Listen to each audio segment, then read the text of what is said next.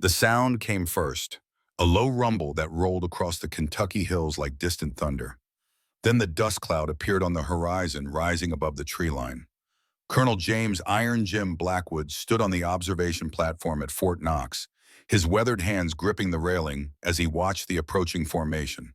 5 Sherman tanks, their engines straining against the gradient, crawled up the training grounds in perfect formation. November 1950.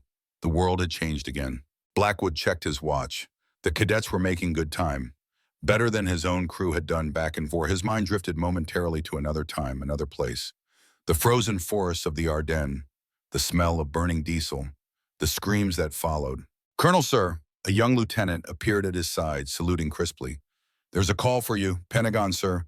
They say it's urgent." Blackwood nodded, his expression betraying nothing. Pentagon calls were rarely good news. He cast one last glance at the tanks below before turning away. In his office, the receiver felt unusually heavy in his hand. Blackwood. The voice on the other end was familiar. General Marshal Peterson, Deputy Chief of Staff. They had served together in Europe. "Jim, I need you in Washington. Now, the North Koreans crossed the 38th parallel 4 months ago. Things were bad enough with their T-34-85s rolling through our lines. Now intelligence has something new, something worse." "How much worse, Pete?" "The Soviets have a new heavy tank. Our boys in Berlin caught glimpses of it during their victory parade in '45. We called it the IS-3. Intelligence suggests they've got close to 2,000 of them." Blackwood felt a chill that had nothing to do with the November air. "And what do we have that can stop it?" The silence on the line answered before Peterson did. "Nothing, Jim, not a damn thing." 3 days later, Blackwood sat in a windowless conference room deep within the Pentagon. The air was thick with cigarette smoke and tension. Around the oval table sat 12 men, generals, colonels, and 3 civilians in expensive suits. At the head of the table, Army Chief of Staff General Lawton Collins studied a folder marked "Top Secret" in bold red letters. "Gentlemen," Collins began, "what you're about to see doesn't leave this room." An aide dimmed the lights. The projector clicked in Word, casting a stark white rectangle on the wall. The first slide appeared. A massive steel behemoth, its sloped armor and huge turret unmistakably Soviet. IS-3 Stalin, frontal armor estimated at 230 millimeters, 122 millimeter gun. Intelligence believes it can penetrate anything in our current inventory from over 2,000 yards. Collins paused, letting the implications sink in. Our M26 Pershing was barely a match for the German Panthers and Tigers. This machine would eat a Pershing for breakfast and still have room for a Sherman or two. Blackwood studied the image. The Soviet tank embodied everything he had learned to fear in the European theater. Speed sacrificed for firepower and protection. A mobile fortress. "So what's the plan, General?" someone asked from the dim corner. Collins nodded to a tall, thin civilian with wire-rimmed glasses who stood and approached the screen. "Dr. Robert Winters, head of our tank development program," Collins introduced. Winters adjusted his glasses nervously. "Gentlemen, we're proposing a crash program to develop our own heavy tank, the T-43 project." The next slide showed technical drawings of an American tank nearly as massive as the IS-3. Blackwood leaned forward, studying the specifications. Frontal armor, 5 inches. Main gun, 120 mm. Weight, nearly 60 tons. "With all due respect," Blackwood said, breaking his silence, "we tried this approach with the M26. By the time it reached the front, the war was all but over. How long will this take?" Winters shifted uncomfortably. "Under normal development cycles, 4 to 5 years. The room erupted in objections. "We don't have 5 years. The Koreans have pushed us back to Pusan already. What if the Soviets decide to move into Western Europe?" Collins raised his hand for silence. "Which is precisely why we're implementing what we call telescoping. We'll begin production while development is still ongoing." Blackwood frowned. "Sir, with all due respect, that's asking for trouble. We'll be putting men in untested machines." "It's a calculated risk, Colonel," said Collins, "but Stalin has forced our hand." After the briefing, Blackwood lingered in the hallway, studying the copy of the T-43 specifications he'd been given. The design was ambitious, perhaps too ambitious. "What do you think, Jim? Will it work?" Blackwood looked up to see a man approaching with an unmistakable gait, the measured rhythm of someone who had learned to walk with a prosthetic limb. Despite the limp, Lieutenant Colonel Michael Harrison moved with military precision. His uniform was immaculate, his silver oak leaves gleaming under the fluorescent lights. "Mike Harrison," Blackwood said, genuine warmth in his voice as they shook hands. "They told me you were behind a desk these days." Harrison gestured to his right leg. This didn't leave me many options for field command. Pentagon needed engineers who understood tanks from the inside out. The two men had served together in the 2nd Armored Division. Harrison had been one of Blackwood's most reliable Sherman commanders until December 1944, when a German 88 had ended his combat career in the Ardennes. "So they've got you working on this new monster?" Harrison nodded. "Among other things. Walk with me?" They moved down the corridor, their conversation dropping to a murmur as they passed other officers. "They're rushing this, Mike. You know as well as I do what happens when we rush tank development." Harrison's expression darkened. "I know. I've been fighting it from the inside, but Korea changed everything. The brass is in full panic mode." "So what's your role in all this?" "Technical advisor. I review the designs, suggest improvements." Harrison hesitated. "But between us, they don't listen much. Winters has his own ideas." They turned a corner into a quieter hallway. Harrison checked to ensure they were alone before continuing. "Remember that design concept I was working on back in '45? The one that combined firepower with mobility?" Blackwood nodded. Harrison had been something of a prodigy when it came to tank design. Even as a combat officer, he'd constantly sketched improvements for the Sherman. "I submitted it again last year. They rejected it, said it was too unconventional." Harrison's voice held a barely concealed bitterness. "Instead, they're building this, a American clone of the German mistake." "The German mistake?" "The Tiger II, massive firepower, impenetrable frontal armor, and completely impractical. Too heavy for most bridges, too thirsty to travel far from its fuel supply, too complex to mass produce." Harrison shook his head. "We're repeating the same errors that cost Germany the war." Blackwood considered this. "So why am I here, Mike?" "Because you're being assigned to the T-43 project as Combat Requirements Officer." Harrison lowered his voice. "And because I requested you specifically." "Why?" "Because you're one of the few senior officers who's actually faced German heavy tanks and lived to talk about it. You know the realities of tank warfare beyond the testing ground." Harrison placed a hand on Blackwood's shoulder. "And because I need someone I can trust on the inside." Before Blackwood could respond, a door opened nearby. Dr. Winters emerged, engaged in conversation with a general Blackwood didn't recognize. Harrison straightened immediately, his demeanor shifting to professional detachment. "We'll talk more later," he whispered before raising his voice. "Colonel Blackwood, let me introduce you to Dr. Winters." That night in his hotel room, Blackwood couldn't sleep. The T-43 specifications lay spread across the bed. On paper, the tank was impressive, a true heavyweight contender. But Blackwood had learned the hard way that paper specifications meant little on the battlefield. He closed his eyes, but sleep wouldn't come. Instead, memories surfaced, vivid, unwanted. December 18, 1944. The Ardennes forest, snow falling through the pines, his column of 5 Shermans advancing cautiously through the mist, his brother William commanding the 3rd tank in line. The radio crackle, the sudden urgent warning, "Panzer, heavy tank at 2 o'clock." The flash of the German 88, the Sherman 2 ahead erupting in flames. Then Williams' tank taking a direct hit, its turret flying 20 feet into the air from the ammunition cook-off. Blackwood had ordered a retreat, but it was too late for 3 of his tanks. Too late for William. They found the German tank later, a King Tiger, abandoned by its crew after running out of fuel. 70 tons of perfectly engineered German steel, rendered useless by its own excessive weight and fuel consumption. Now America wanted to build its own King Tiger. History repeating itself, but with American lives at stake this time. Blackwood gathered the papers and returned them to his briefcase. He knew what he had to do, even if it meant opposing Winters and possibly damaging his own career. Some lessons from war were too costly to ignore. Fort Knox, Kentucky, 2 weeks later. The morning air carried the scent of diesel and dust as Blackwood made his way across the training grounds. The massive vehicle development center loomed ahead, a sprawling complex of workshops and testing facilities. A gruff voice called out behind him, "Well, I'll be damned. They told me Colonel Blackwood was back, but I had to see it for myself." Blackwood turned to see Master Sergeant Charles Bull Daniels approaching, a grin splitting his weather-beaten face. Daniels had been the loader in Blackwood's Sherman crew before being assigned to train new tank crews at Knox. "Bull Daniels," Blackwood said, returning the grin. "Still terrorizing cadets? Someone's got to teach these kids how to stay alive in those rolling coffins." Daniels fell into step beside him. "Word is you're here for the new heavy tank project." "Word travels fast. Faster than those heavies ever will," Daniels quipped. I've seen the preliminary specs. Reminds me of those German monsters. Remember that Tiger II that got your brother's tank? Blackwood's smile faded. How could I forget? Daniel's expression softened. Sorry, sir, didn't mean to bring up bad memories. It's fine, Bull. Actually, those memories are exactly why I'm here.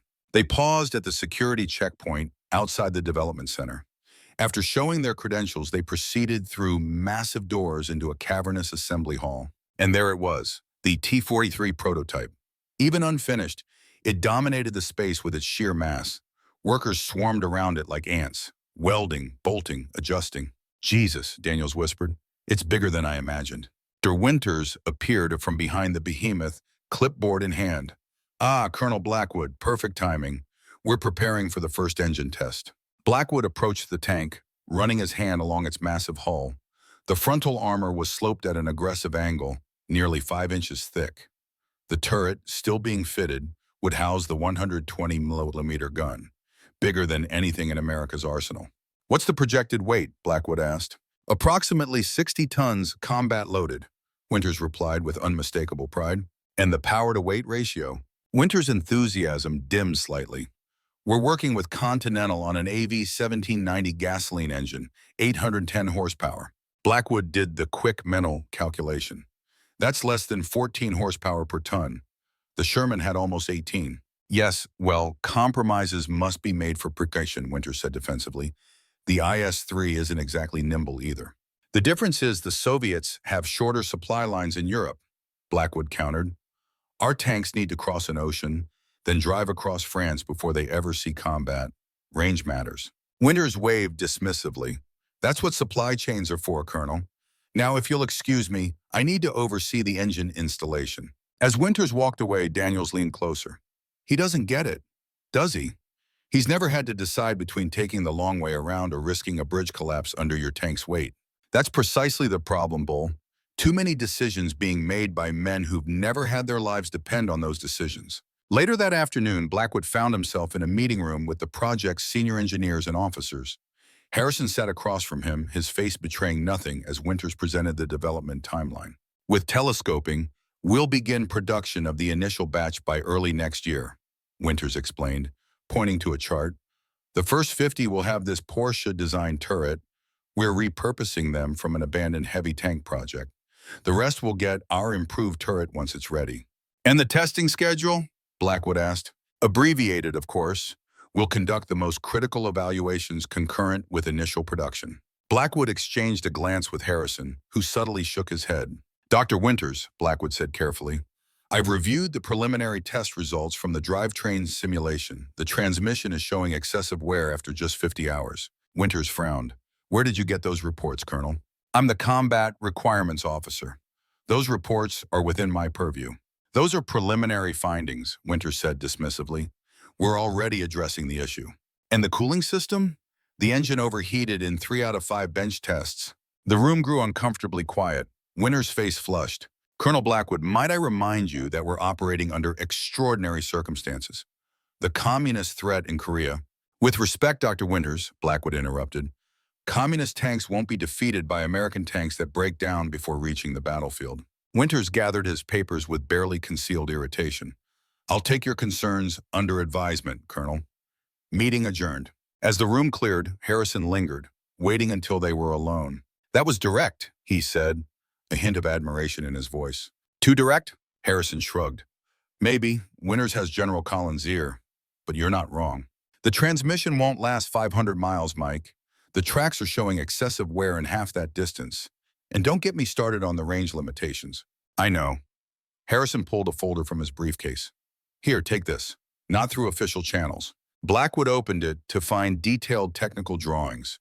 Not of the T-43, but of a completely different tank design. More compact, with a revolutionary new suspension system and a lower profile. Your design? Blackwood asked, though he already knew the answer. Harrison nodded. Updated based on everything we've learned since 45. Better power-to-weight ratio, lower profile, simplified production requirements. It sacrifices some armor thickness, but compensates with better slope angles for equivalent protection at less weight. Why show me this? Because someone needs to know there's an alternative. The T-43 is a panic reaction, Jim. We're building a tank based on fear, not sound military doctrine. Blackwood studied the designs with growing appreciation. This looks promising, Mike. Why won't they consider it? Politics. Careers are being built on the T-43. Winters has staked his reputation on it, and there's institutional momentum. The heavy tank idea has taken hold. Harrison sighed. Besides, my design is too radical a departure. The brass prefers incremental changes. What are you calling it? Unofficially, the Raptor. Fast, agile, lethal, everything the T-43 isn't. Blackwood closed the folder. I'll keep this between us, but I want to help. This design deserves consideration. Be careful, Jim. Winters has friends in high places. So do I, Blackwood replied, thinking of General Peterson. The next morning brought news that changed everything. North Korean and Chinese forces had launched a massive counteroffensive, driving UN forces south from the Yalu River. The situation was deteriorating rapidly. Blackwood was summoned to an emergency briefing where General Collins addressed the project team via secure telephone. Gentlemen, the timetable has changed. I need the first T-43s ready for deployment in 6 months, not a day longer. The room erupted in protests about impossibilities and technical challenges. Collins silenced them with 4 words. Make it happen, period. After the call, Winters pulled Blackwood aside. Colonel, I understand your concerns about the T-43, but surely you see now that we have no choice. Blackwood met his gaze evenly. There are always choices, Dr. Winters. Sometimes the hard part is admitting we've made the wrong one. What are you suggesting? A parallel development track. Continue with the T-43, but also explore lighter alternatives that could be produced more quickly and reliably. Winters' expression hardened. Like Harrison's pet project? I've seen his proposals, untested theories, and wishful thinking. His theories are based on combat experience and lessons learned from both German and Soviet designs. Colonel, let me be frank. We don't have time or resources for alternative approaches. The T-43 is our path forward. I suggest you get on board or perhaps reconsider your position on this project. The threat was thinly veiled.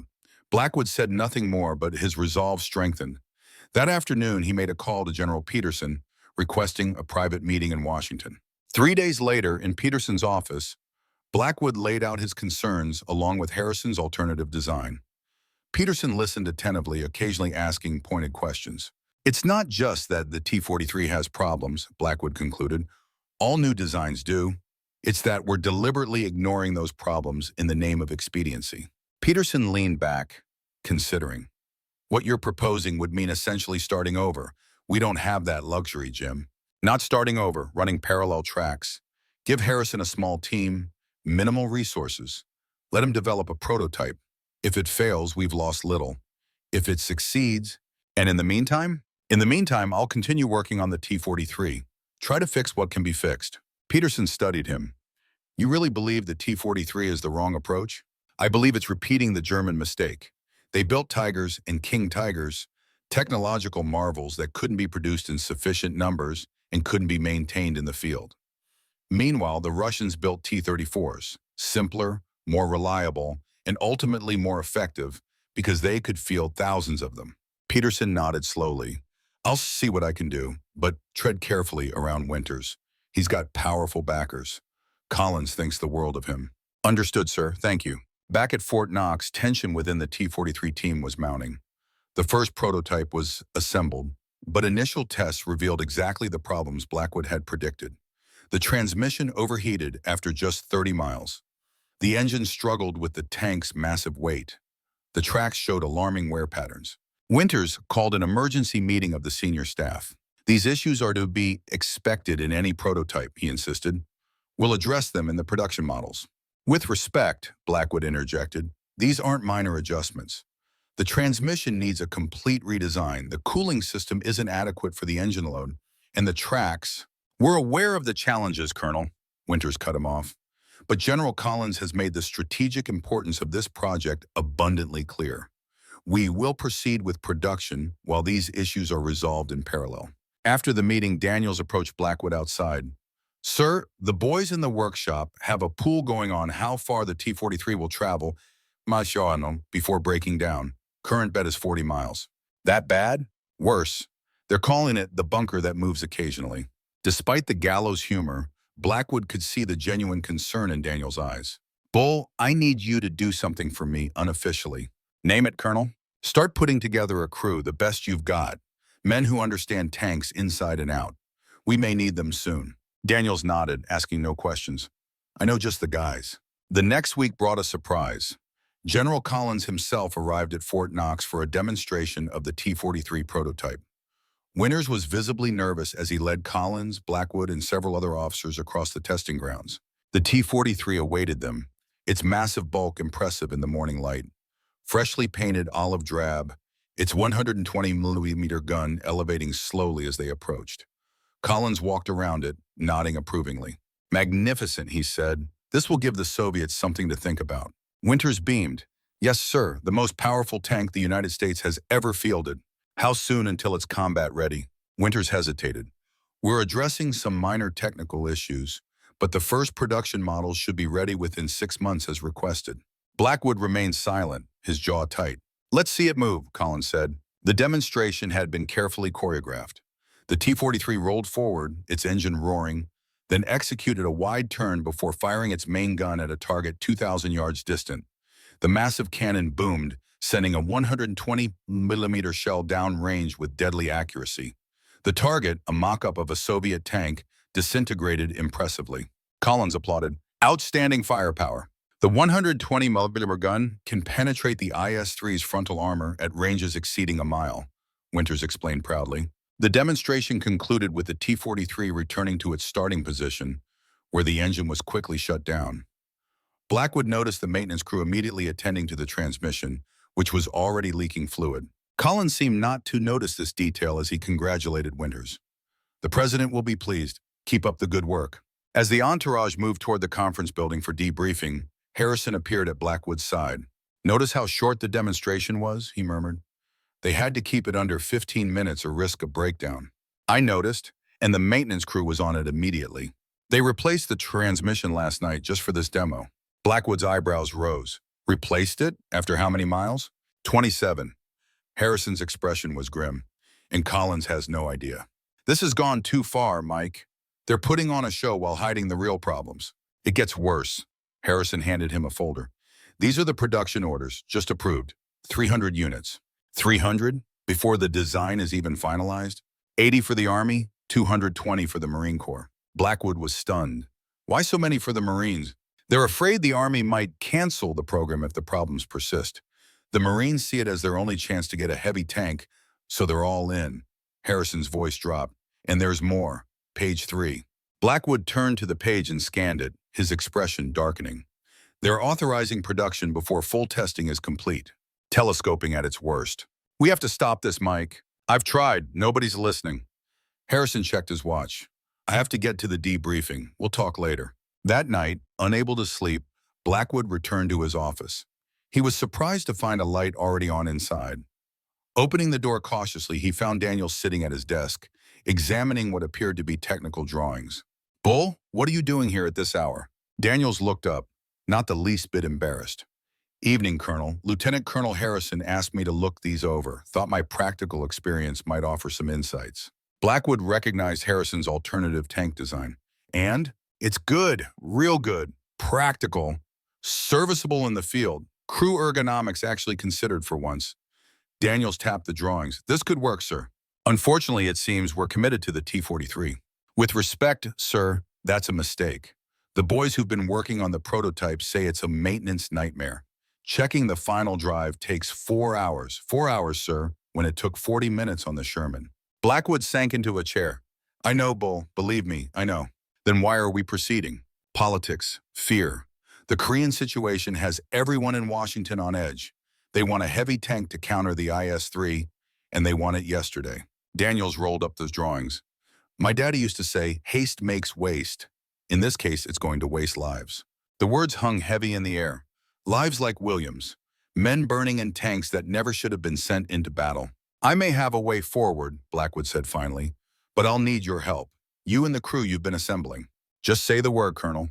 Not yet, but soon. The next morning, Blackwood was summoned to Winter's office. The engineer looked harried, his normally immaculate appearance disheveled. Colonel, we have a situation. General Collins is insisting we begin production next month, but the transmission issues persist. Blackwood was surprised by the admission. I thought those were minor technical issues. Winters ignored the sarcasm. We need solutions, not recriminations. I'm forming a special troubleshooting team to address the most critical problems. I want you to lead it. Me? I thought you considered my concerns excessive. You have combat experience with tanks.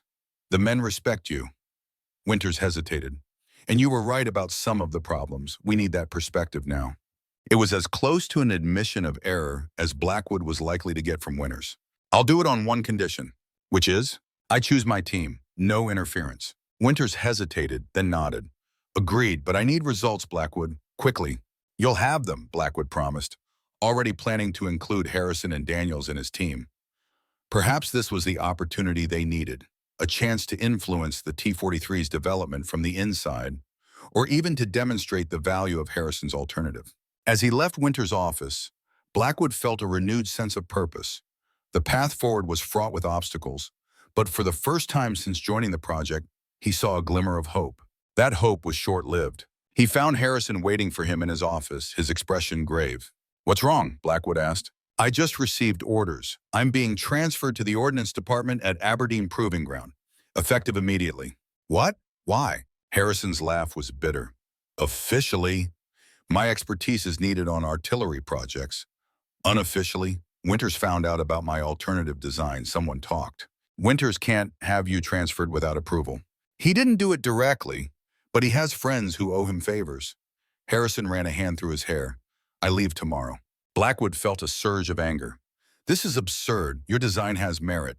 It deserves consideration. Merit doesn't matter when careers and reputations are at stake." Harrison handed him a small key. "My personal files are in locker 47 at the Officers Club. Everything on the alternative design is there. Keep it safe." "Mike, I'll fight this." "Don't, not yet." Harrison's eyes held a steely determination. "Let me work from Aberdeen.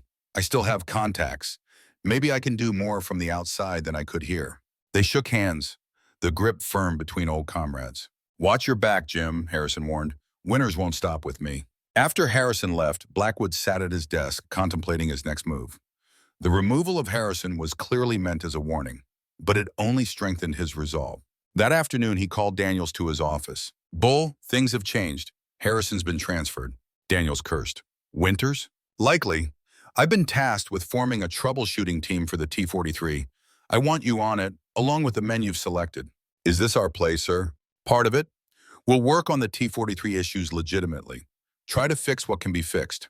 But simultaneously, we'll evaluate Harrison's design, compare performance, maintenance requirements, production feasibility. And if Harrison's design proves superior, then we'll have ammunition when the time comes to make our case."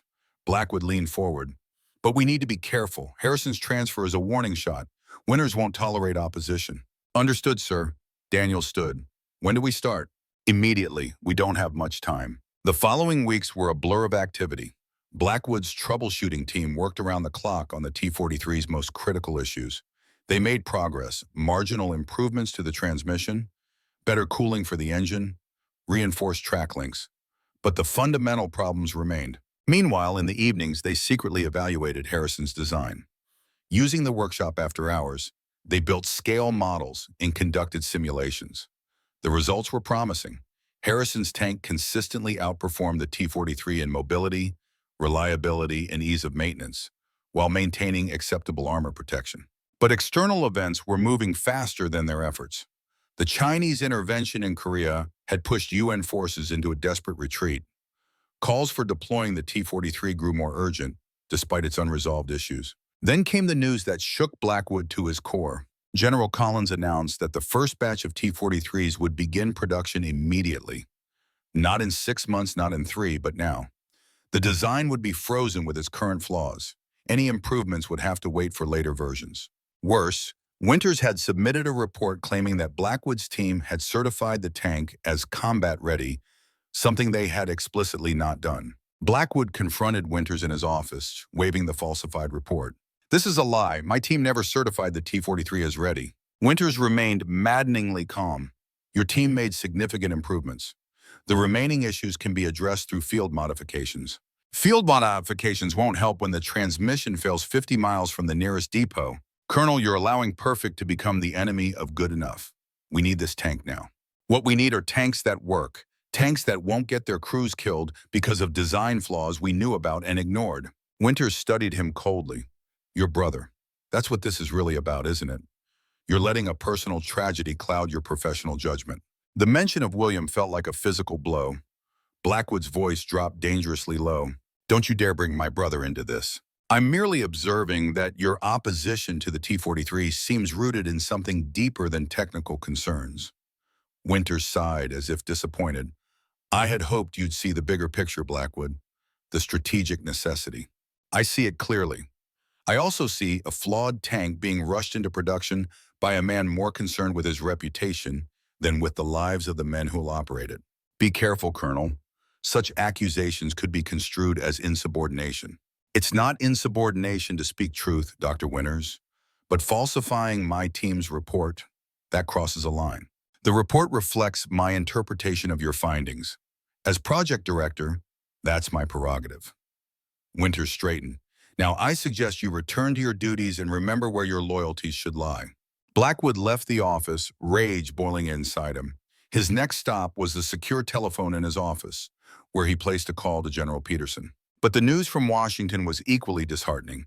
Peterson was apologetic but firm. I'm sorry, Jim. Collins has signed off on production. The first 50 are already being assembled. Based on falsified readiness reports, Winters claims your team's improvements resolved the critical issues. Collins believes him. And Harrison's alternative? Never made it to Collins' desk. All proposal submissions go through Winters first. Blackwood slammed his fist on the desk. This is wrong, Pete. We're making the same mistake the Germans made.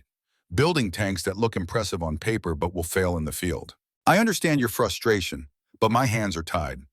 Peterson paused. For now, at least. What does that mean? It means document everything. Every flaw, every failure, every falsified report. Build your case. When the time is right, I'll make sure it reaches the right ears. And in the meantime? In the meantime, Colonel, you follow orders. Continue your work. Improve what you can. After hanging up, Blackwood sat in silence, weighing his options. He could resign in protest, but that would accomplish nothing.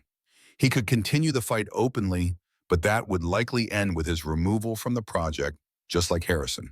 Or he could bide his time, document the problems, build his case, and wait for the inevitable moment when the T-43's flaws became impossible to ignore. His decision made, Blackwood gathered his team that evening in the workshop.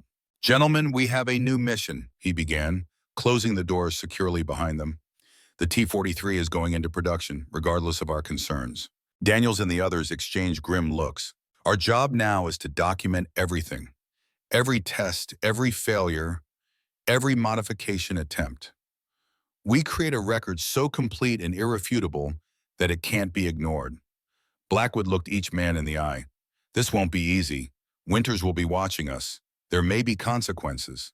We're with you, Colonel, Daniels said without hesitation. The others nodded their agreement. Good, because this isn't just about a tank anymore. It's about the men who will operate it. Men like those we served with, men like my brother. In that moment, standing among men who understood the stakes because they had lived them, Blackwood felt a renewed sense of purpose. The T-43 might be a fundamentally flawed design, a panic reaction to a perceived threat, but if they couldn't stop its production, they could at least fight to make it safer for its crews. And perhaps, someday, they could still prove there was a better way forward. A tank not born of fear, but of experience and sound doctrine. A tank worthy of the men who would risk their lives inside it. For now, though, the battle continued, not against Soviet armor, but against the institutional momentum that threatened to repeat the costly mistakes of the past. Blackwood looked at the massive hull of the T-43 prototype looming in the workshop, its presence both impressive and ominous. It had no official name yet, unlike almost every other American tank. Perhaps that was fitting. The nameless Titan, born of panic and politics rather than sound military doctrine. But names could be earned, reputations built, and perhaps, with enough persistence, even mistakes could be corrected. Let's get to work, Blackwood said. Spring arrived at Fort Knox with a violence that matched the global tensions. Thunderstorms lashed the Kentucky hills, turning the tank testing grounds into vast mud pits that challenged even the most powerful vehicles. Colonel James Blackwood stood under the shelter of the observation post, watching as the T-43 prototype struggled through the morass, its massive bulk sinking deeper with each lumbering movement. "She's not happy in the mud," observed Master Sergeant Charles Daniels, who stood beside him. "60 tons rarely is," Blackwood replied, his voice neutral, despite the vindication he felt. The T-43's weight was proving exactly as problematic as he had predicted. The tank finally ground to a halt, its tracks spinning uselessly. The engine roared in protest, black smoke belching from the exhaust. Then a sharp crack echoed across the testing ground, followed by silence as the engine died. "Transmission again," Daniel said, not bothering to hide his disgust. "Third one this month." Blackwood made a note in his logbook. Every failure, every breakdown, meticulously documented. His record had grown thick over the past months. A jeep splashed through the mud toward them, carrying Dr. Winters. The project director's usually immaculate appearance had deteriorated in recent weeks. His hair was disheveled, his eyes shadowed by lack of sleep. The pressure from Washington was growing. "Another failure," Winters said as he approached, his tone accusatory, as if Blackwood himself had sabotaged the tank. "The design is fundamentally flawed for these conditions," Blackwood replied evenly. "The weight-to-power ratio is simply inadequate for soft terrain. The Soviets operate in the same conditions, with tracks designed for it. Wider, better ground pressure distribution." Blackwood handed Winters his notes. "My team has recommendations for track modifications that might help." Winters took the folder without enthusiasm. "More delays. Collins won't be pleased." "Better delayed than defeated." Winters shot him a sharp look. "That's not your call to make, Colonel." "No, but it's my duty to report the facts as I see them." Their conversation was interrupted by the arrival of another jeep, this one bearing a courier with an official dispatch. The young corporal saluted crisply. "Urgent communication from Washington, sir, for Colonel Blackwood." Blackwood accepted the sealed envelope, noting Winters' thinly veiled curiosity. Breaking the seal, he read the contents, his expression carefully neutral, despite the surge of emotion he felt. "I've been reassigned," he announced, effective immediately. Winters failed to hide his satisfaction. "Where to?" "Marine Corps Base Quantico, liaison officer to their tank development program." "The Marines?" Winters looked genuinely surprised.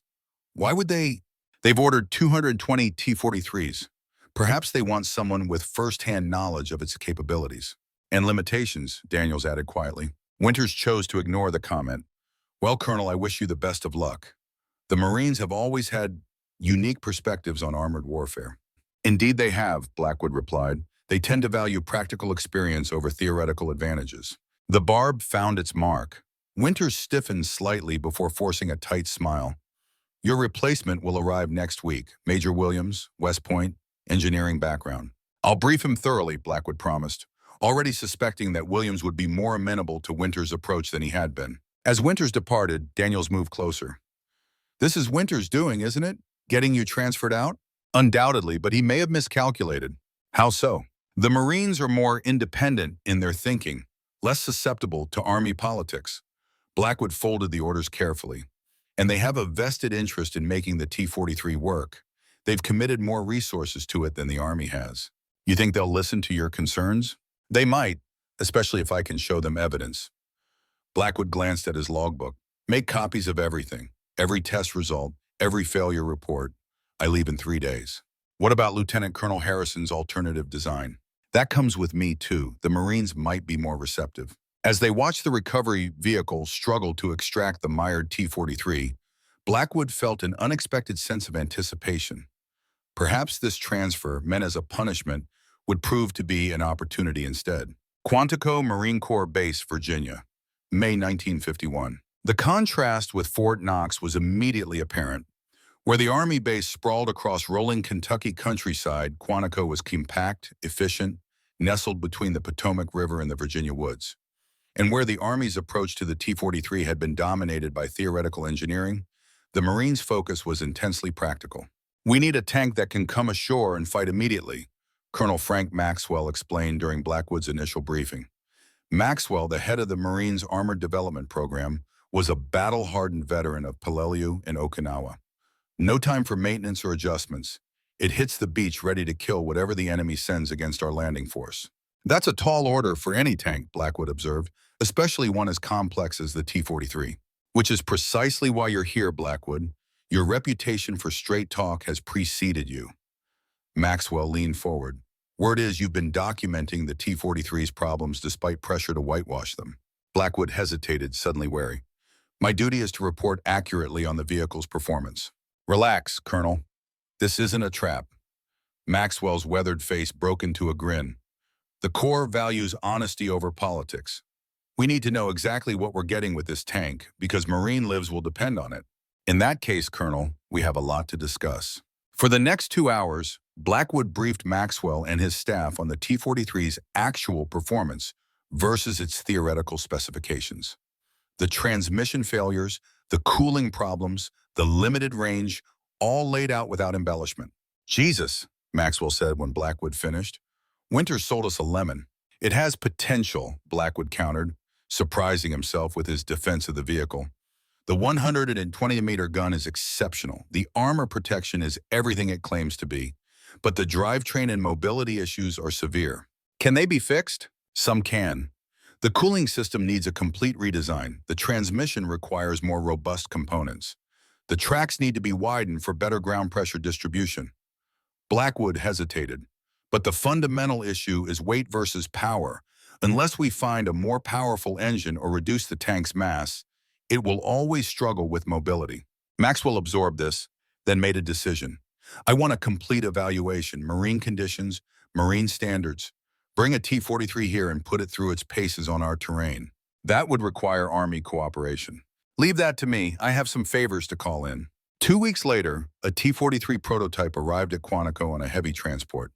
Blackwood had assembled a joint Army-Marine testing team, including Sergeant Daniels, who had finagled a temporary assignment to assist his former commander. She's still ugly, Daniels remarked, as they supervised the tank's offloading, but potentially effective if we can solve the reliability issues. Blackwood had found himself growing strangely protective of the T-43. Despite its flaws, it represented American engineering's response to a significant threat. The problem wasn't the concept, but the rushed execution. The Marine testing regime was brutal. They drove the T-43 through swamps, up steep hills, across sandy terrain meant to simulate beach conditions. They fired the main gun at various elevations and turret positions to test the recoil effects on the suspension. They operated it continuously to evaluate crew endurance and maintenance requirements. And it failed. Repeatedly. But each failure provided data, each breakdown an opportunity to identify solutions. The Marines don't mess around, Daniels observed, after a particularly grueling day that had ended with the T-43 being towed back to the maintenance bay. They can't afford to, Blackwood replied. When Marines land on a hostile shore, retreat isn't an option. Their equipment has to work. Their conversation was interrupted by the arrival of a staff car bearing Colonel Maxwell and an officer Blackwood hadn't expected to see again so soon, Lieutenant Colonel Michael Harrison. Mike, Blackwood greeted his old friend with genuine pleasure. Harrison, still walking with his characteristic limp, grinned broadly. Surprised to see me, Jim. Last I heard you were languishing at Aberdeen Proving Ground. The Marines rescued me. Harrison nodded toward Maxwell. The colonel here needed someone who understood heavy tank design from the inside out. My name came up. Maxwell's expression suggested there was more to the story. Harrison's design concepts have been causing quite a stir in certain circles. Innovative approaches to the mobility versus protection equation. I'm familiar with his work, Blackwood said carefully, unsure how much Maxwell knew about their previous collaboration. Good, because I want you both on the same team. Maxwell looked between them. The T-43 is what we have now. We're committed to it, but its problems are severe enough that we need to be thinking about alternatives for the future. Harrison exchanged a meaningful glance with Blackwood. What kind of alternatives? That's what I want you two to tell me. Maxwell checked his watch. My office, 0800 tomorrow. Bring your ideas, gentlemen. And Sergeant Daniels as well. I hear he has a practical perspective we could use. After Maxwell departed, Harrison turned to Blackwood. Did you bring my designs? Of course, they're in my quarters. The Marines are interested, Jim, really interested. Maxwell got hold of some of my preliminary work through a mutual acquaintance at Aberdeen. He thinks it could be the answer to the Corps' need for a tank that can actually maneuver after coming ashore. What about Winters? Won't he interfere? That's the beauty of the Marine Corps. They operate with enough independence that Army politics don't have the same impact. Harrison's eyes gleamed with renewed purpose. This could be our chance, Jim. A second shot at getting it right. That night, they reviewed Harrison's designs. updated based on his work at Aberdeen. The concept had evolved, incorporating lessons from the T-43's problems while maintaining the core principles of balanced design. I'm calling it the M60 now, Harrison explained. It's essentially a reimagining of the Patton series, but with better armor slope angles, a more powerful engine, and a simplified transmission that should be far more reliable. The gun, 105mm, not as powerful as the T-43's 120, but more practical. Better rate of fire, more ammunition capacity. Blackwood studied the designs with growing appreciation. This could work, Mike, really work. But we need Marine backing to get it past the Army's institutional resistance. Maxwell seems receptive. He is, but we need proof of concept, something more tangible than drawings. Blackwood thought for a moment. What if we compare performance directly? Take the data from the T-43 tests and project how your M60 would perform under the same conditions. Simulation and extrapolation. Harrison nodded. It could work, especially if we can get authorization for a small-scale prototype. One step at a time, Blackwood cautioned. First, let's convince Maxwell that your approach is sound. Then we push for the prototype. The next morning, they presented their case to Maxwell. The Marine colonel listened attentively as they outlined the M60 concept, comparing its projected performance with the T-43's actual results. So you're saying this M60 could do everything the T-43 does, but with better reliability and mobility? Maxwell asked when they finished. Within reasonable parameters, Harrison qualified. The protection level against frontal attacks would be similar due to better armor sloping, despite using less steel overall. The main gun would have less raw penetration power, but higher practical combat effectiveness due to improved rate of fire and accuracy. And the critical factors for amphibious operations? Significantly better, Blackwood interjected. Lower ground pressure, better power-to-weight ratio, simplified maintenance procedures. A Marine crew could have it combat-ready within hours of landing, rather than days. Maxwell leaned back, considering. It's compelling but theoretical. Winters and his team had impressive theories too, and look where that got us. Which is why we need to build a prototype, Harrison said, even a partial one, focusing on the drivetrain and suspension. That requires resources I'm not authorized to allocate to unproven concepts when we're already committed to the T-43. What if it wasn't officially a new tank design, Blackwood suggested? What if it was positioned as research into potential upgrades for the T-43 itself? Maxwell's eyes narrowed thoughtfully. A backdoor approach. The Marines have a legitimate interest in improving the T-43's performance for amphibious operations. This research could be framed as addressing those specific needs. Clever, Colonel. Maxwell nodded slowly. I might be able to secure limited funding under those parameters, but it would have to remain strictly confidential. If Winters got wind of it, he won't, Harrison assured him. Not from us. Very well. Draw up a formal proposal. Keep it focused on amphibious mobility improvements that could theoretically be applied to the T-43. I'll see what I can do. As they left Maxwell's office, Harrison couldn't contain his excitement. This is it, Jim. Our chance to prove there's a better way. Don't celebrate yet, Blackwood cautioned. We've got a long road ahead, and Winters still has considerable influence. But we have something he doesn't. What's that? Harrison smiled grimly. Experience with actual tank warfare. Not simulations, not theoretical models. Real combat against real enemies in real terrain. Let's hope that's enough. The summer of 1951 brought escalating tensions on multiple fronts. In Korea, the fighting had settled into a bloody stalemate along the 38th parallel. In Europe, NATO forces continued to build up in response to the Soviet threat. And at Quantico, a different kind of battle was being waged, the fight to fix the T-43's fundamental flaws before it entered full production. Blackwood's team worked tirelessly, implementing modifications to address the most critical issues. They redesigned the cooling system, reinforced the transmission components, and developed new track configurations for different terrain types. Each improvement helped, but none fully resolved the underlying weight-to-power problems. Meanwhile, in a separate facility, Harrison led a small group working on what was officially called Project Mobility, the cover name for their M60 prototype development. Using components salvaged from existing vehicles and custom fabricated parts, they gradually assembled the drivetrain and suspension for a new tank concept. The work was challenging, often frustrating, but both men found renewed purpose in their collaboration. They were no longer just trying to prevent a mistake. They were working toward a positive alternative.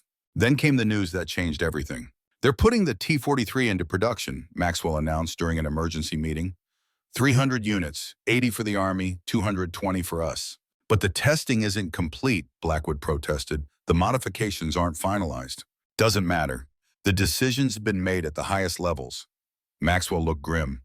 Winters submitted a report claiming that the vehicle is combat-ready, with only minor issues remaining to be resolved. That's a lie, Daniel said flatly. We've documented over 100 significant problems, which Winters apparently dismissed as field-resolvable issues. Maxwell's disgust was evident. Politics trumps reality once again. Harrison leaned forward. What about our project? Continues for now, but under even deeper cover. If Winters discovers we're developing a potential replacement for his precious T-43 before it even enters service, he'd shut us down immediately, Blackwood finished. Exactly. So maintain absolute secrecy. As far as anyone outside this room is concerned, Project Mobility is about enhancements for the T-43, nothing more. After the meeting, Blackwood and Harrison retreated to their workshop to discuss the implications. This complicates things, Harrison admitted. Once production starts, the Army will be committed. Institutional momentum will make it even harder to consider alternatives.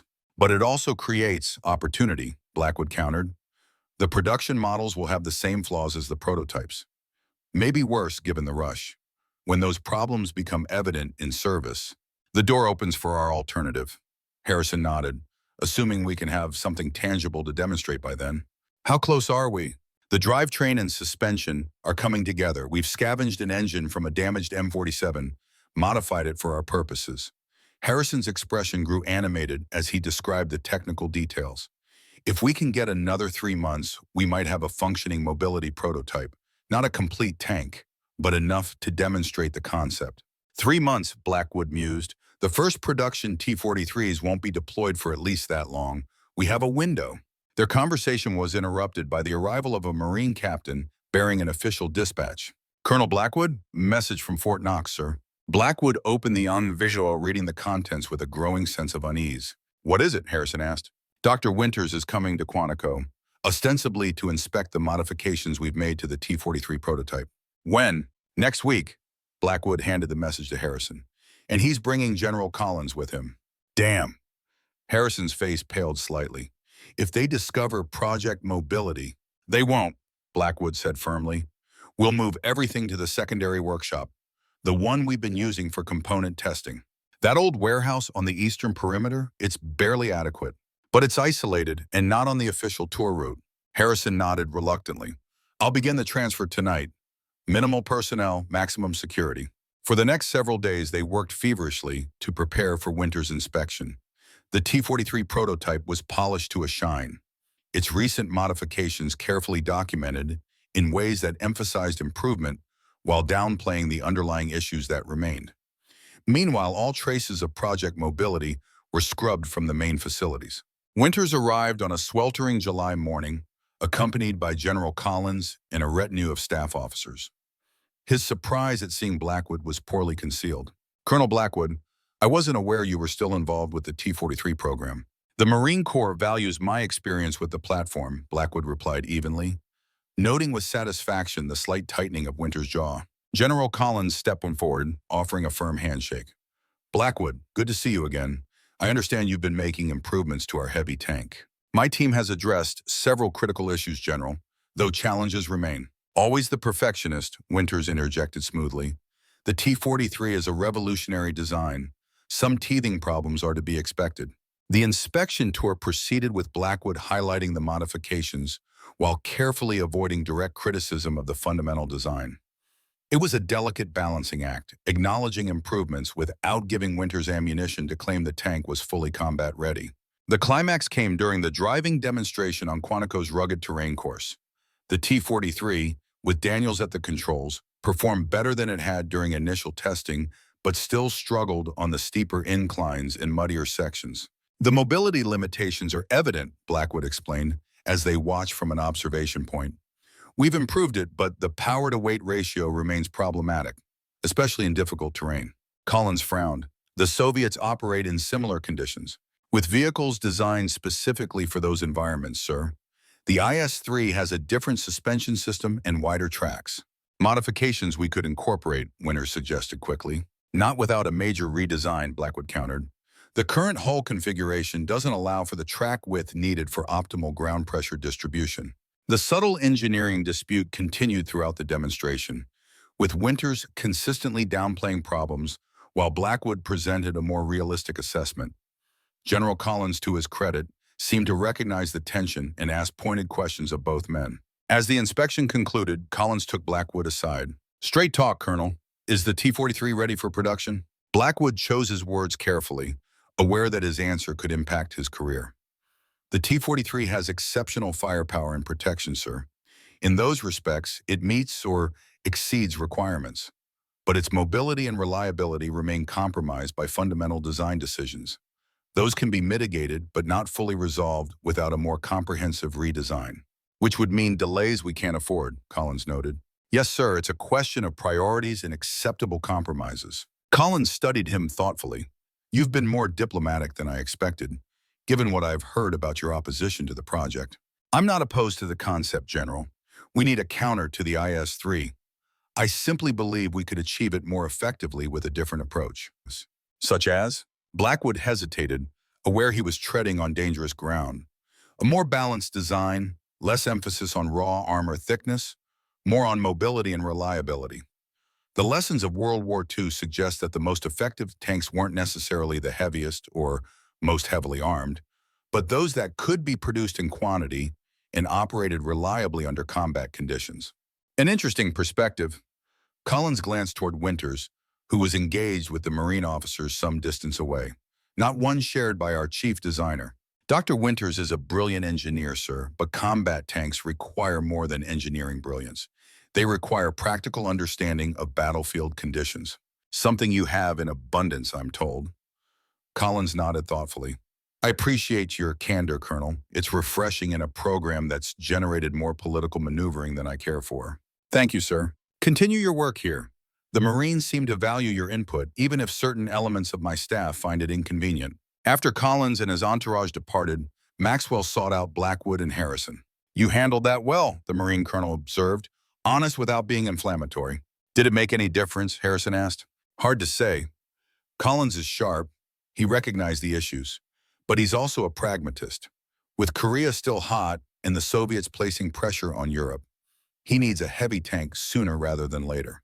Even if it's fundamentally flawed? Even then, a flawed deterrent is better than no deterrent at all." Maxwell sighed. "The good news is Winters seems satisfied. No indication he suspects our side project." "Speaking of which," Blackwood said, "we should get back to it. Time is our enemy now."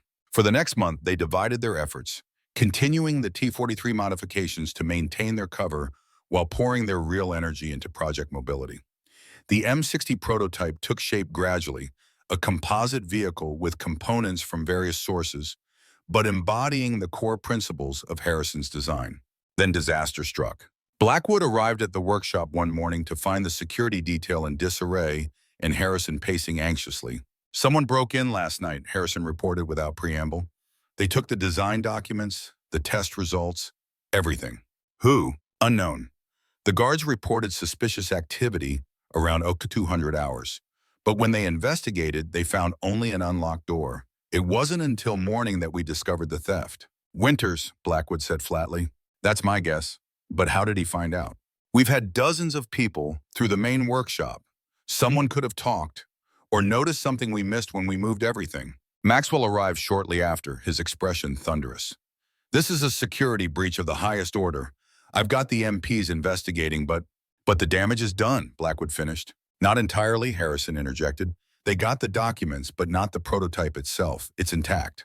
"For how long?" Maxwell asked grimly. "If Winters knows about Project Mobility, he'll shut it down immediately." "Unless we move first," Blackwood suggested, an idea forming. "How close is the prototype to operational status?" Harrison considered. "We've installed the engine and transmission. The suspension is functional. It can move under its own power, though the turret isn't complete, and obviously there's no main gun yet. But it can demonstrate the mobility concepts." "Absolutely. That's the whole point." "Then we arrange a demonstration, immediately, before Winters can act." Blackwood turned to Maxwell. "Can you get General Collins back here without Winters?" Maxwell frowned. "Possibly. Collins is scheduled for a visit to Camp Lejeune next week. I might be able to arrange a detour through Quantico. Do it. If we can show Collins a working alternative before Winters can poison the well. The next week passed in a frenzy of activity. The Project Mobility prototype, now unofficially dubbed M60 by the team, was prepared for demonstration. Its systems were tested and refined, its performance capabilities carefully measured against the T-43's documented results. The security around the project doubled, with trusted Marines guarding the workshop around the clock. But the expected intervention from Winters didn't materialize. Either he hadn't yet reviewed the stolen documents, or he was biding his time. Then, 2 days before the planned demonstration for General Collins, they received the news they had been dreading. Project Mobility has been officially terminated, Maxwell announced, slapping an order on the workshop table. By direct command of the Army Chief of Staff.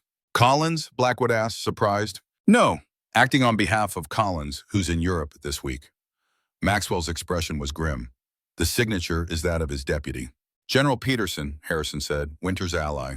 The order cites unauthorized allocation of resources and duplication of existing development efforts. Maxwell read from the document. All materials are to be surrendered to Army Ordnance representatives arriving tomorrow. Winters moved faster than we anticipated, Blackwood said. So what now? Harrison asked, his voice tight with suppressed anger. We just give up? Let them take everything we've built? Maxwell studied them both, then made a decision. The order specifies tomorrow. That gives us tonight. For what? Blackwood asked, though he already suspected the answer. For an unofficial demonstration. Limited audience. No records. Maxwell's eyes gleamed with the same rebellious spirit that had carried him through the Pacific campaign. What the Army doesn't know won't hurt them. That's borderline insubordination, Harrison pointed out, though without much conviction. Welcome to the Marine Corps, Lieutenant Colonel. Maxwell grinned. We have a tradition of creative interpretation of orders when necessary. That night, under the cover of darkness, the M60 prototype was rolled out of its workshop onto Quantico's tank testing ground. A small group had assembled. Blackwood, Harrison, Daniels, Maxwell, and 3 senior Marine officers with significant influence in the Corps' procurement decisions. Gentlemen, Maxwell began without preamble, what you're about to see is officially not happening. I expect your discretion. The Marine officers nodded their understanding. Harrison stepped forward. This is a mobility prototype for what we're calling the M60 medium tank. It represents a different approach to the heavy tank problem, emphasizing balanced design over raw protection. He outlined the key features: the improved power-to-weight ratio, the more reliable transmission, the advanced suspension system that allowed greater speed without sacrificing stability. Rather than tell you about it, we'll show you, Blackwood concluded. Sergeant Daniels will demonstrate the prototype's mobility capabilities in comparison to the T-43's documented performance.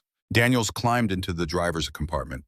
The engine roared to life, a modified Continental AB-1790, the same basic power plant as the T-43, but paired with a more efficient transmission and driving a vehicle 15 tons lighter.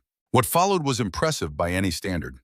The M60 prototype navigated the testing course with ease, climbing slopes that had defeated the T-43, crossing muddy terrain without bogging down, achieving speeds nearly twice what the heavy tank could manage. The Marine officers watched with growing interest, occasionally exchanging comments or asking technical questions. By the time the demonstration concluded, their enthusiasm was evident. This is remarkable work, the senior Marine general acknowledged, especially given the limited resources and time constraints. The question is, what do we do with it now? Another officer asked. The Army has terminated the project. That's true, Maxwell agreed, but they don't control Marine Corps development initiatives. You're suggesting we adopt this as a Marine project? The general asked. I'm suggesting we preserve the knowledge and continue the development quietly as a Marine Corps study into next-generation armor requirements. Maxwell glanced at Blackwood and Harrison. These men have created something valuable. It would be a shame to let Army politics bury it. There would be repercussions, the general warned. The Army wouldn't take kindly to us developing a tank in direct competition with their T-43. We're not in competition, Blackwood interjected. The T-43 is entering production now. This concept is years from practical deployment. By the time it's ready, the strategic situation will have evolved. The Marine officers conferred briefly, then the senior general turned back to them. We'll support continued development as a Marine Corps initiative. Limited funding, minimal personnel, absolute secrecy. Not a word to the Army. And tomorrow's ordnance representatives, Harrison asked. They'll find an empty workshop and some non-critical components we'll leave behind. The prototype and all essential documentation will be relocated tonight to a secure marine facility. The general fixed each of them with a stern look. This conversation never happened, gentlemen. Am I clear? Crystal clear, sir, Blackwood replied, feeling a surge of renewed hope. The M60 would live on, even if in the shadows for now. June 1952. The first production models of the T-43, now officially designated M103, began rolling off the assembly line. As Blackwood had predicted, they carried forward most of the flaws identified during testing. Reports from the Army's initial operational units confirmed the limited mobility, mechanical reliability issues, and logistical challenges of operating such a massive vehicle. But global events had shifted focus elsewhere. The Korean conflict had settled into a stalemate, reducing the immediate pressure for heavy tank deployment. In Europe, NATO forces had strengthened their conventional capabilities, making the Soviet heavy tank threat seem less acute. The Army, faced with the M103's problems in the changing strategic situation, reduced their order from 80 to just 42 vehicles, the minimum needed to fulfill contractual obligations. But the Marine Corps, with their particular requirements for amphibious operations, remained committed to their full order of 220. Blackwood, now fully integrated into the Marine Corps development structure, led the effort to modify the M103 to better suit Marine needs. It was a challenging task, trying to make a fundamentally flawed design work for a mission it hadn't been optimized for. We need a complete redesign of the fire control system, he explained to Maxwell during one of their regular briefings. The current configuration requires the gunner to handle too many tasks simultaneously. In combat conditions, that reduces effectiveness. Can it be done within the existing turret configuration? With difficulty. We'd need to relocate the rangefinder to the commander's position, add a ballistic computer for the gunner, redesign the sighting system. Maxwell whistled. Extensive modifications, but necessary if the vehicle is to function effectively in marine operations. Draft the proposal. I'll push it upward. Maxwell hesitated. Any word from Harrison? He's still at the development facility in Barstow, making progress on the M60 prototype. Blackwood smiled slightly. The full prototype this time, with turret and main gun. Harrison had been transferred to the Marine Corps facility in California, where the M60 development continued under the cover designation Marine Next Generation Armor Study. Away from winter's interference and with dedicated Marine Corps support, the project had made remarkable progress. Good. Keep me informed. Maxwell stood, signaling the end of the meeting. And Blackwood, your transfer to the Marine Corps becomes permanent next month. The paperwork just came through. Permanent? Blackwood hadn't expected this. His liaison position had always been presented as temporary. Unless you'd prefer to return to the Army? Maxwell's expression suggested he already knew the answer. No, sir, I'm honored to continue with the Corps. Good, because we need you. The M103 program is going to require your expertise for the foreseeable future. As Maxwell departed, Blackwood contemplated this development. A permanent transfer to the Marine Corps meant severing his deep Army connections, but it also offered freedom from the political constraints that had hindered his work at Fort Knox. The Marines valued practical results over institutional orthodoxy. They recognized the M103's flaws but were committed to making it work despite them. And meanwhile, in the California desert, Harrison continued developing what might eventually replace it. The summer of 1952 brought a flurry of activity as the first production M103s were delivered to Marine training units. Blackwood divided his time between Quantico and Camp Pendleton, overseeing the integration of the massive tanks into Marine operations.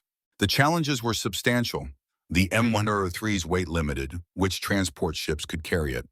Its fuel consumption restricted its operational range far more than ideal for amphibious operations, and its complex systems required intensive maintenance that stretched Marine support capabilities. Yet there were bright spots as well. The 120mm gun performed magnificently, demonstrating accuracy and penetration power that could indeed counter any Soviet armor. The crew, once properly trained on the modified fire control system Blackwood had championed, could operate effectively despite the tank's limitations. In October, Blackwood traveled to Barstow to assess Harrison's progress on the M60. What he found exceeded his expectations. "She's beautiful," Blackwood said as they stood before the completed prototype. Unlike the cobbled-together test vehicle they had demonstrated at Quantico, this was a purpose-built machine, sleek and purposeful. And she works, Harrison added proudly. 50 miles per hour on level ground, 26 on rough terrain, 300-mile range. The 105mm gun isn't as powerful as the M103's 120, but the fire control system is vastly superior. When can we demonstrate it officially? That's the question, isn't it? Harrison's expression sobered. The Marines have been supportive, but they're still officially committed to the M103, and the Army? The Army would see it as a threat to their established program, Blackwood finished. Exactly. So for now, we continue development in relative obscurity, refining, testing, building the case for when the opportunity presents itself. Blackwood nodded, understanding the strategy. Patience was never my strong suit. Nor mine, Harrison admitted with a rueful smile. But we've learned, haven't we? Sometimes the direct approach fails where patience and persistence succeed. Their conversation was interrupted by the arrival of a Marine officer bearing an urgent message. Colonel Blackwood, priority communication from Headquarters Marine Corps. Blackwood read the message, his expression growing grave. What is it? Harrison asked. Cuban situation is heating up. Marine units at Guantanamo Bay are on high alert. Intelligence reports Soviet block armor deployed nearby. What kind? IS-2s, Su-100s, and T-55s. Harrison whistled softly. Serious firepower. And guess what Headquarters wants deployed as a counter?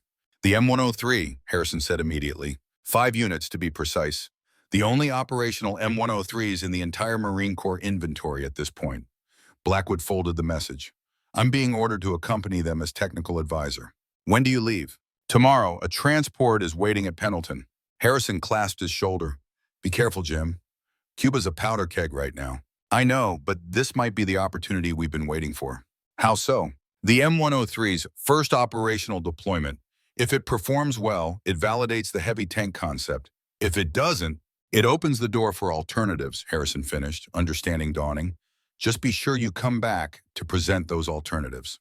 Count on it. Blackwood glanced once more at the M60 prototype. Keep working. This may be more important than either of us realized. 2 days later, Blackwood stood on the deck of the USS Forrestal as it steamed toward Cuba, watching as Marine crews conducted final checks on the 5 103s secured on the carrier's massive deck. The enormous tanks seemed oddly at home on the equally massive ship, 2 expressions of American industrial might. Sergeant Daniels, who had naturally found a way to accompany him on this mission, joined him at the railing. First time in combat for these beasts, Daniels observed. Think they're ready? Blackwood considered the question seriously. The crews are well trained, the tanks themselves. We've done everything possible to address the known issues. But combat has a way of revealing new problems, ones you never anticipated in testing. Daniels nodded sagely. Like my daddy used to say, no plan survives contact with the enemy. Precisely. As Cuba appeared on the horizon, Blackwood felt the weight of responsibility settling over him. The M103 had been his professional focus for over 2 years, first as a critic, then as an improver. Now it would face its first true test, and whether it succeeded or failed would shape American tank development for decades to come. The nameless Titan was about to enter the arena, and Blackwood would be there to witness the result. Guantanamo Bay, Cuba, October 1962. The rising sun cast long shadows across the naval base as Colonel James Blackwood surveyed the defensive positions.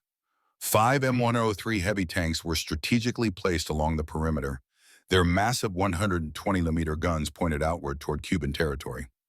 Each machine had been meticulously prepared for combat, their crews standing ready for whatever might come. Impressive sight, observed Captain Rodriguez, the base's intelligence officer. Never thought I'd see these monsters deployed here. Let's hope their presence alone is enough, Blackwood replied. The Cubans have been moving armor closer to our perimeter, T-55s mainly, but intelligence suggests they may have some IS-2s and Su-100s as well. Blackwood nodded thoughtfully. The Soviet-supplied Cuban armor presented a serious threat to the base. The T-55s were modern, capable machines, while the older IS-2s still boasted formidable 122mm guns. Against them, the Marines had previously relied on lighter M48 Pattons, which would have been outmatched in a direct confrontation. Our orders are to maintain defensive positions only, Rodriguez continued. No provocations. Understood. The M103 is ideal for that role anyway, better in defense than offense. They continued their inspection, stopping at each tank to speak with the crews. Sergeant Daniels accompanied them, occasionally adding technical observations from his extensive experience with the vehicle. Transmission temperature is running high on number 3, he noted at one position. We've adjusted the cooling system, but it'll need monitoring. Keep me informed, Blackwood instructed. These machines need to be ready at a moment's notice. The situation at Guantanamo was tense but controlled. American and Soviet leaders were engaged in high-stakes diplomacy over the Soviet missiles discovered in Cuba, while on the ground, military forces from both sides maintained an uneasy standoff. The Marine base, surrounded by hostile territory, was particularly vulnerable. Movement at Checkpoint Bravo, a Marine reported, interrupting their inspection. Cuban armor approaching the perimeter. Blackwood immediately followed Rodriguez to the observation post. Through powerful binoculars, he observed 3 T-55 tanks advancing slowly toward the fence line, stopping just short of Cuban territory. Probing our defenses, Rodriguez suggested, or making a show of force. Blackwood studied the Cuban deployment. Their positioning is provocative but technically still within their territory. Should we respond? Not yet, but have M103 crews at positions 1 and 2 prepare for a potential engagement. Gun crews only, engines remain off. The order was relayed, and soon the massive turrets of 2 M103s swiveled toward the Cuban position. The message was clear, without a word being spoken. Any advance would be met with overwhelming firepower. For several tense minutes, the situation hung in balance. Then gradually the Cuban tanks reversed course, maintaining their dignity, but clearly unwilling to challenge the American heavy tanks. They've seen what they needed to see, Blackwood observed, which is that we have the firepower to stop them cold. Blackwood lowered the binoculars. The M103's 120-meter gun can penetrate any armor they have at ranges beyond their effective firing distance. They know that. So the mere presence of these tanks is a deterrent. Precisely. Sometimes the most effective weapon is one you never have to fire. Rodriguez seemed skeptical. Let's hope that theory holds. Intelligence suggests more Cuban armor movements tonight. We'll be ready. As predicted, night brought increased activity along the perimeter. Cuban forces conducted maneuvers just beyond the fence line, their vehicles' headlights occasionally visible through the darkness. American forces remained on high alert, the M103 crews rotating shifts to maintain constant readiness. Shortly after midnight, the situation escalated. Cuban armor approached the perimeter at multiple points, closer than before. Illumination flares revealed at least 7 T-55s and what appeared to be 2 IS-2 heavy tanks. They're testing us more aggressively, Rodriguez observed as they watched from the command post. Or setting up for something more serious. Blackwood turned to Daniels. Status of our tanks? All 5 operational, sir. Crews are at combat readiness. Start engines on all units. Full combat preparation. The order was transmitted, and soon the rumble of 5 massive Continental AV-1790 engines filled the night air. The sound alone was imposing, a deep mechanical growl that carried across the fence line to Cuban positions. For the next hour, the standoff continued, neither side willing to be the first to cross the line into direct confrontation. The M103s maintained their positions, their gun tubes tracking the movement of Cuban vehicles with predatory precision. Then, unexpectedly, the Cuban forces began to withdraw. First one vehicle, then another, until their entire formation had pulled back from the perimeter. They're retreating, Rodriguez said, surprise evident in his voice. Not retreating, Blackwood corrected. Making a strategic decision. They came to assess our capability and resolve. They've done so and calculated that the risk of engagement exceeds any potential reward.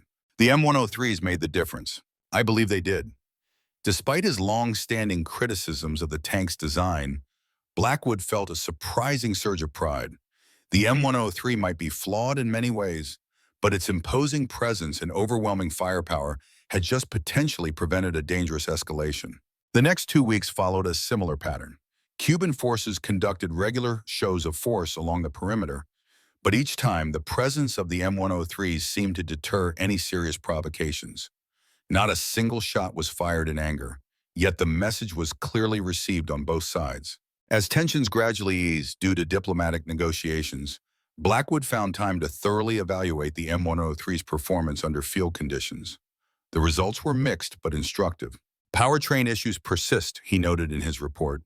2 vehicles experienced transmission overheating during extended idling. One required significant maintenance after just 8 hours of operational readiness. But there were positives as well. Crew accommodations proved adequate for extended manning. The 120 millimeter gun and fire control system maintained constant readiness without degradation.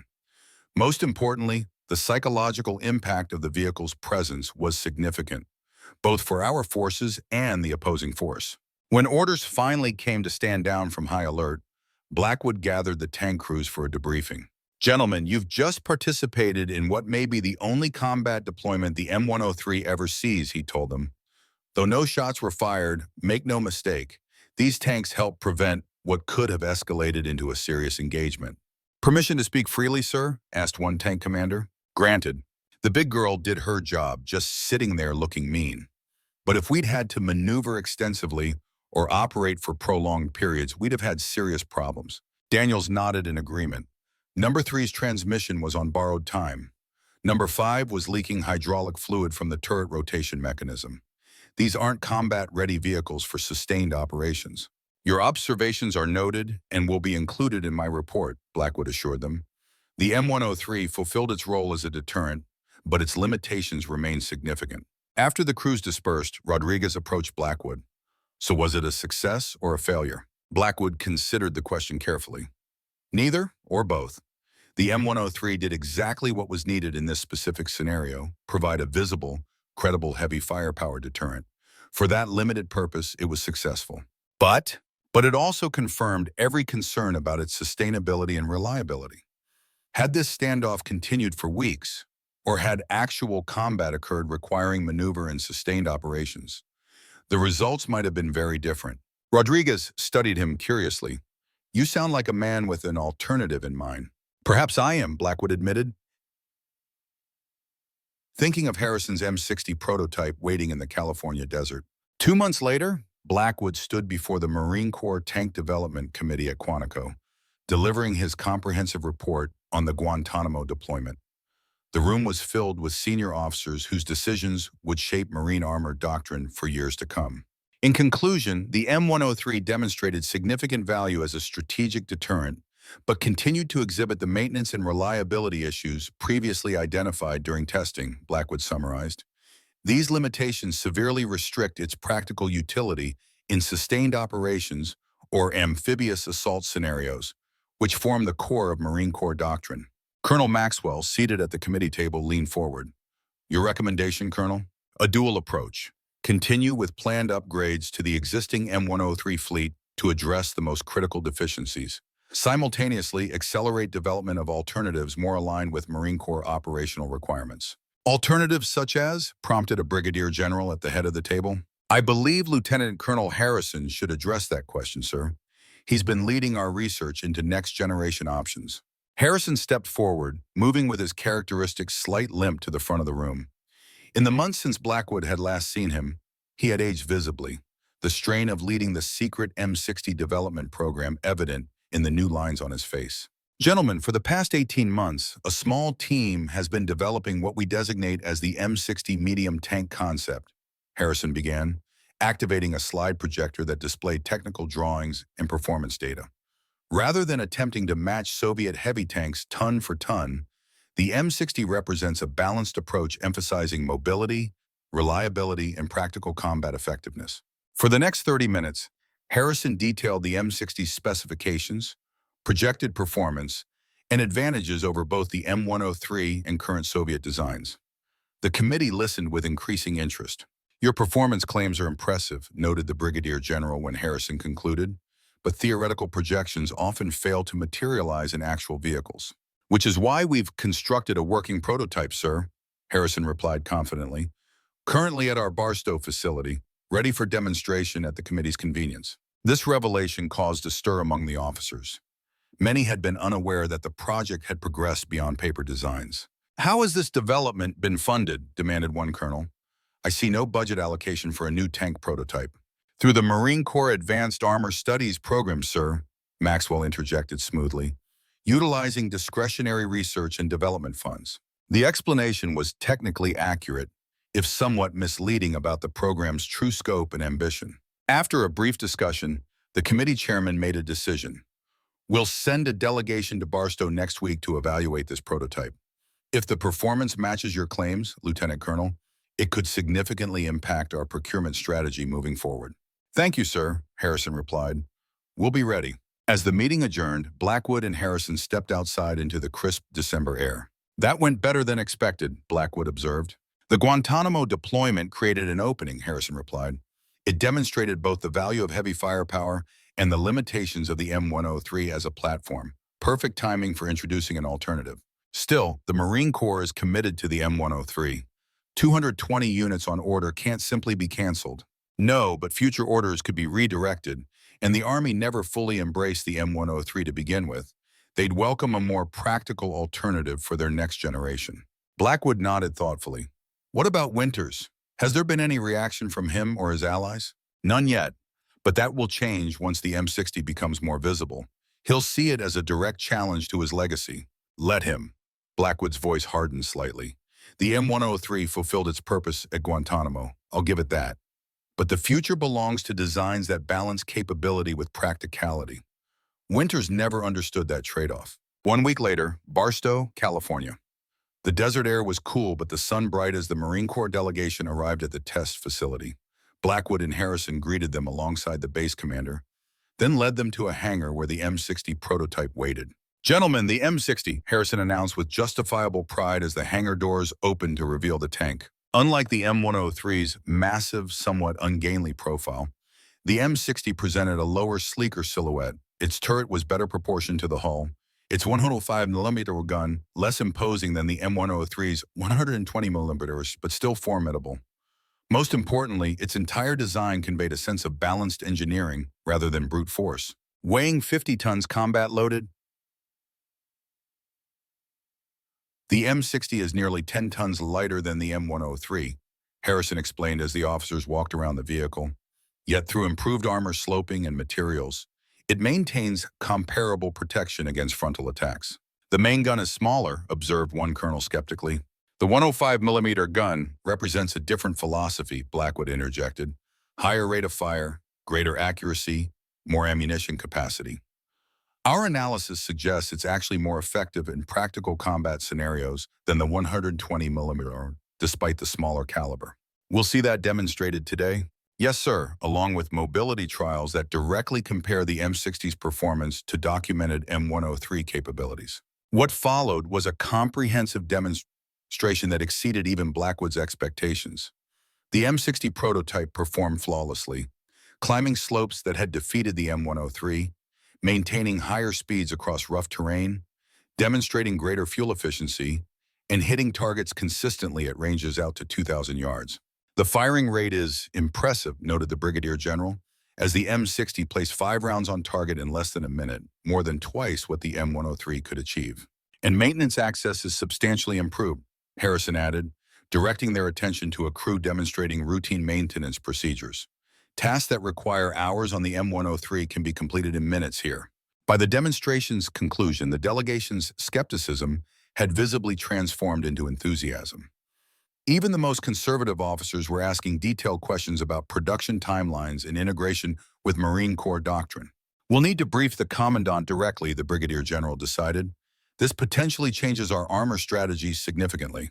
There's one more thing you should know, Harrison said as they prepared to depart. The Army's Ordnance Department has expressed interest in the design as well. They've been quietly following our progress. Interesting, the General mused. A common platform for both services would simplify logistics and training. And reduce cost, Maxwell added pragmatically. Prepare a comprehensive brief, the General instructed. Performance data, production requirements, cost projections. We'll present it at headquarters next month. As the delegation departed, Blackwood turned to Harrison. You didn't mention the Army's interest before. It's recent. General Peterson, yes, the same one who signed the order terminating Project Mobility, reached out last week. Apparently, the Army's experience with their limited M103 deployment has been problematic enough that they're actively seeking alternatives. And Winters? Sidelined. The M103's performance issues have diminished his influence, and he's nearing retirement age anyway. Blackwood smiled slightly. So the wheel turns. The M103 opens the door for its own replacement. Poetic justice, Harrison agreed. January 1963 brought dramatic developments. Following the Marine Corps' enthusiastic assessment of the M60, the Army officially announced it would cease M103 operations entirely, transferring its remaining heavy tanks to the Marine Corps while investing in the M60 as its future main battle tank. The decision sent shockwaves through military procurement circles. Dr. Winters, as expected, protested vigorously, arguing that the M103 simply needed more time and resources to achieve its potential. But his arguments found little traction in an army increasingly focused on mobility and reliability over sheer firepower. Blackwood, now deeply embedded in the Marine Corps structure, found himself in the curious position of overseeing the consolidation of the M103 fleet while simultaneously helping to plan its eventual replacement by the M60. "The irony isn't lost on me," he remarked to Daniels as they inventoried newly arrived Army M103s at Camp Lejeune. "I spent years fighting against this tank, and now I'm responsible for keeping it operational." "Life's funny that way, Colonel," Daniels replied philosophically, "though I expect the crews assigned to these beasts don't find it particularly amusing. They won't have to endure it forever. The M60 is moving toward production. Within 5 years, these will be training vehicles at best. Assuming the brass doesn't change their minds again. Always a possibility in military procurement," Blackwood acknowledged. "But the M60's advantages are too significant to ignore. The Army has already committed. The Marines will follow eventually." And indeed, over the next several years, the situation evolved much as Blackwood predicted. The Army's adoption of the M60 proceeded rapidly, with the first production models entering service in 1963. The Marines, meanwhile, continued operating their M103s, implementing Blackwood's recommended modifications to address the most critical deficiencies. The M103A1 variant, featuring an improved fire control system that relieved the gunner of range-finding duties, proved significantly more effective in field exercises. Later, the M103A2 version introduced a diesel engine that extended operational range dramatically while improving reliability. Yet despite these improvements, the fundamental limitations remained. The tank was still too heavy, too mechanically complex, and too logistically demanding for practical Marine Corps operations.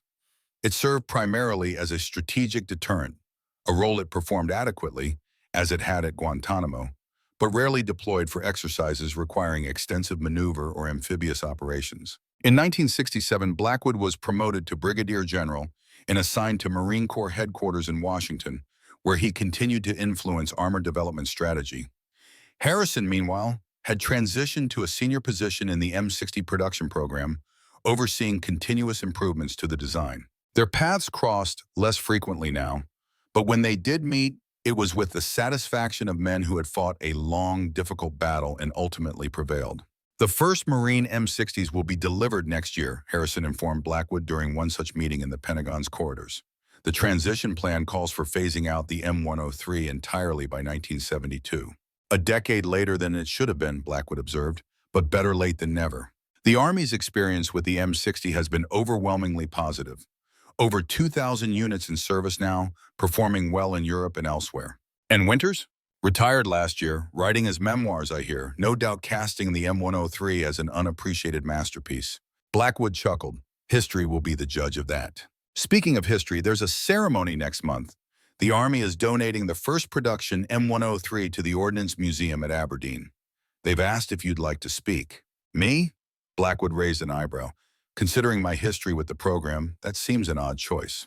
"Perhaps, or perhaps it's recognition that you, more than anyone, truly understand the vehicle's place in our armor development history, its strengths and weaknesses, its legacy." Blackwood considered this. "I'll think about it." On a crisp autumn day in 1969, Brigadier General James Blackwood stood before a modest gathering at Aberdeen Proving Ground. Before him, freshly painted and polished to a gleam, sat M103 number 001, the first production model, now destined for permanent display. "This tank represents an important chapter in American armor development," Blackwood began, surveying the audience that included both military personnel and civilians. Among them, he noticed Dr. Winters, older now, but still carrying himself with the same rigid posture. The M103 was born of urgent necessity during a time of global tension. It was designed to counter a specific threat: Soviet heavy tanks that seemed poised to overwhelm NATO defenses. In that context, its development was both understandable and justified. Blackwood paused, choosing his next words carefully. The M103 never fired a shot in combat. Some might view this as a failure, but I see it differently. At Guantanamo Bay in 1962, 5 of these tanks stood guard along the perimeter of our Marine base. Their mere presence, their visible firepower, helped deter what might have become a dangerous escalation during the Cuban Missile Crisis. He gestured toward the massive vehicle beside him. This tank taught us valuable lessons about the trade-offs between protection and mobility, about the importance of reliability in field conditions, about the need to balance theoretical capabilities against practical limitations. These lessons inform the development of the M60 and will continue to influence tank design for generations to come. Blackwood's gaze found Winters in the audience. The retired engineer's expression was unreadable. The M103 never received a name, Blackwood continued. Unlike the Sherman, the Patton, the Pershing, it remains simply a designation, a number. Perhaps that's fitting. It was a transitional design, a bridge between the heavy tanks of World War II and the more balanced main battle tanks that followed. But to those who crewed it, maintained it, and improved it over its service life, it was more than a number. It was a titan of American industry, a manifestation of our determination to meet any challenge, to counter any threat. Unnamed perhaps, but not unappreciated for what it represented. As the ceremony concluded, Winters approached Blackwood. Age had softened the former antagonism between them, replacing it with something approaching professional respect. "A generous assessment, General," Winters said, extending his hand. Blackwood accepted the handshake. "An honest one, Doctor. The M103 had its flaws, but it served its purpose. Still, you must feel vindicated. The M60 embodies many of the principles you advocated from the beginning." "This was never about vindication," Blackwood replied. "It was about developing the best possible equipment for our forces. Sometimes that requires challenging conventional wisdom." Winters nodded slowly. "Perhaps I was too invested in the theoretical perfection of the design, too dismissive of practical field considerations. And perhaps I underestimated the psychological value of overwhelming firepower," Blackwood conceded. "At Guantanamo, that aspect proved decisive." They stood together for a moment, studying the massive tank that had both united and divided them over the years. "It never got a name," Winters mused, echoing Blackwood's speech. "No, but names aren't always necessary. Its legacy is in what it taught us, not what we called it." As Winters departed, Lieutenant Colonel Harrison, now Colonel Harrison, approached, accompanied by a younger officer Blackwood didn't recognize. "General Blackwood," Harrison greeted him warmly, a fitting tribute to the old beast. "I tried to be fair," Blackwood replied. "It deserved that much." "Allow me to introduce Major Thomas Blackwood," Harrison said, gesturing to the young officer beside him. "He's working on our next-generation tank program, and yes, he's asked me about his relationship to you many times." Blackwood found himself looking into eyes remarkably like his brother William's. The same determination, the same intelligence. "My nephew," he acknowledged, extending his hand. "William's son. We've corresponded, but never met in person." "It's an honor, sir," Thomas said, his handshake firm. "Your work on armor development is required reading at the Command and General Staff College now." Blackwood felt a surge of emotion he hadn't expected. "Your father would have been proud to see you carrying on the family tradition." "I hope so, sir, though from what I've read, he was more of a theorist, while you're known for your practical approach." "Different perspectives, both valuable," Blackwood replied. "What's this next-generation program Harrison mentioned?" "The XM1 project, sir, incorporating composite armor, digital fire control systems, gas turbine propulsion. It's going to revolutionize tank warfare." "Ambitious." "Yes, sir, but we're building on the foundation laid by the M60 and even the M103, learning from both their successes and their failures," Harrison added. "That's how progress happens." Later that evening, Blackwood stood alone beside the M103 display, the museum now closed to visitors. In the fading light, the massive tank cast long shadows, its silhouette simultaneously impressive and obsolete. He placed a hand on the cold steel hull, remembering the young colonel who had fought so hard against this very machine. The battles in conference rooms and testing grounds, the political maneuvering and professional risks, the principles at stake that had seemed so clear, so important. And they had been important, he reflected. The M103 represented a philosophy of tank design that prioritized firepower and protection above all else. The M60 and now the emerging XM1 embodied a more balanced approach, one that recognized the complex realities of modern warfare. Yet standing here now with the perspective of years, Blackwood could appreciate what the M103 had contributed. Its very limitations had spurred innovation. Its flaws had taught valuable lessons. And in that one crucial moment at Guantanamo, its imposing presence had helped prevent what might have become a dangerous confrontation. The nameless Titan, Blackwood murmured, patting the hull one final time before turning away. As he walked through the quiet museum, past displays chronicling America's armor development from World War I to the present day, Blackwood felt a sense of continuity, of progress built upon both triumphs and mistakes. Each tank represented not just a machine, but a philosophy, a response to the challenges of its time.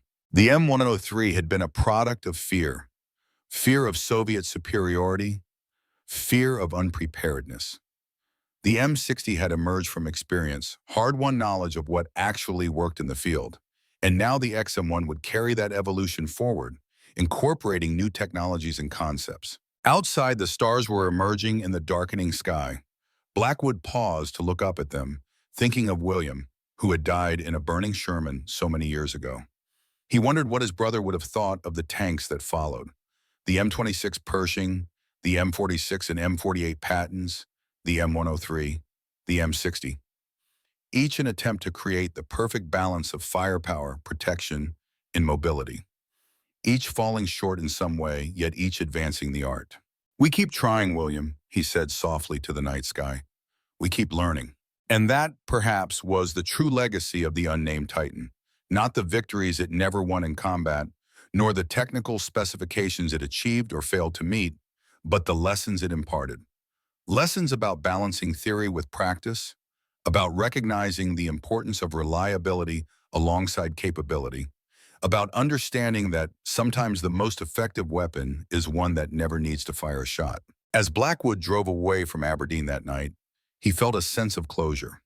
The M103 would soon pass entirely from service, replaced by tanks that better met the evolving requirements of modern warfare. But it had earned its place in history, unnamed but not forgotten, a bridge between eras, a teacher of vital lessons. And in that role, at least, it had truly succeeded.